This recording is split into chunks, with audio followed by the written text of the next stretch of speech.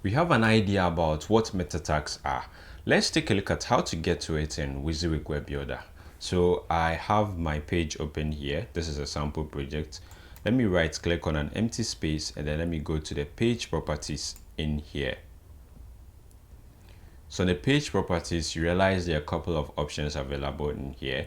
I'm going to go to the meta tags tab, and then there are a couple of options available to the meta tags. So let's take a look at them one after the other. So the first on the list is the author. So the author is basically who actually designed the website, or who developed the website, or who worked on the website, or who is the website for. This helps in search engine optimization as well, because the bots are able to crawl and get to know the author of the website. So at this section, you specify the name in here. So let's say this is going to be Dabson Ishmael Web Hub. So happens to be the author of this particular website. Then you have the keyword section. At the keyword section, you put in keywords which is relevant to whatever information you are providing on your website. And then talking about keywords doesn't necessarily mean you put in only words in there. Now you can add a couple of words together to give you some kind of phrase which you probably call or known as key phrases. So at the keyword section, you don't just use keywords, you also use key phrase which has some kind of meaning to your website project, and then you separate each keyword or key phrase with a comma. So let me just show you how. So at this section I have so let's say website design to be my key phrase in there. Now I separate it with a comma in here. I bring about a space, or I can just leave it without any space, and then I go ahead to type something different in there. So this is WYSIWYG Web Builder,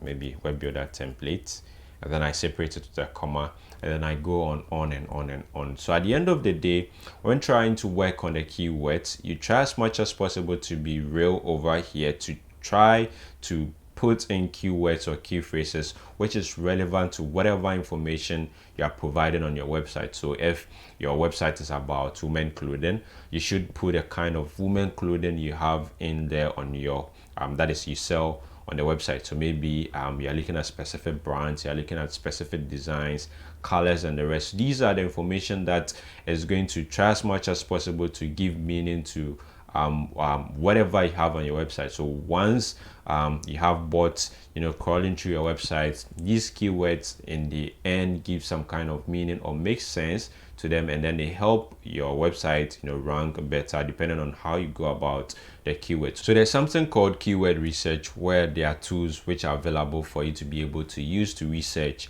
on a kind of keywords that performs better when you use them on your website. So you can go about researching on some of these tools, so you get to be able to use them to help you with your search engine optimization, helping your website perform better on search engines. So at this section, you realize that with the keywords, you can use words, combine a couple of words together to form key phrases, and then you separate each key phrase or keyword with a comma. So once you're done with that section, then you come to the description section, where you give an information about what is being contained on that particular page. Now with the keywords and then the description, each and every information you provide in there should be relevant to the page, but not the entire website. The entire website could be about web development, but on this particular page, maybe you're talking about a kind of web development you offer in the rest. So you probably would want to put in some kind of keywords or description which is targeting that particular information. So with the keywords, you can have a bit of the general keywords, because the whole website is about web development, and then you can also have keywords for that particular page. So maybe about Dabson Ishmael Web Hub, company details, and so on. And then when you come to the keywords as well, you provide information which is about that particular page you are on. Now, there should be a limit to the kind of keywords or the number of keywords or key phrases you should use, and then there should also be a limit to the description. It is always best to keep your description precise and short, leading direct to the information you are trying to provide, so that it doesn't become a lot. You have to read so much to be able to get what that particular page is about. that is to the bot. So you keep your description information very short, precise, straight to the point. And then the keywords, as of now, I'm not really sure of the number of keywords which is allowed. You could probably just check on that to see how many keywords or key phrases is best to work with. And then once you get that, you go ahead to put that number of keywords, or you limit your keywords to that particular keywords or key phrases in there. For me, I don't do more than about should I say 20 keywords or key phrases. Yeah, probably I'll limit it. Maximum I would go is about, let's say, 15 or 12, 15. And if I'm doing just keywords. But if I'm doing key phrases, maybe 10. Or if I'm doing a combination of both, I'll do about 15 for both of them. Then I'm fine, because at the end of the day, it's not as much as you provide is what matters. It is how important or how relevant whatever you provide, that is what matters. And then finally, you have the category section. Now, the category section allows you to specify the kind or the category of the website you are designing or developing for. This isn't mandatory, but you can go ahead to specify, maybe this is web development. I go ahead to specify or type in web development in there.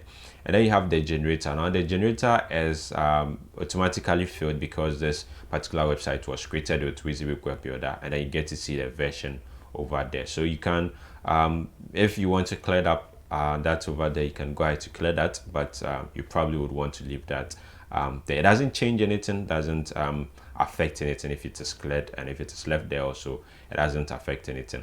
And then where you have the user defined, this is where you have additional meta tag information where you'd want to add to the website. This is where you specify that particular meta tag information in there. So that is all for the meta tag section. You have the author, which is the developer, the designer, or who the website belongs to. You have the keywords or key phrases. You have the description. You have the categories. You have the generator, as well as you have the user defined information.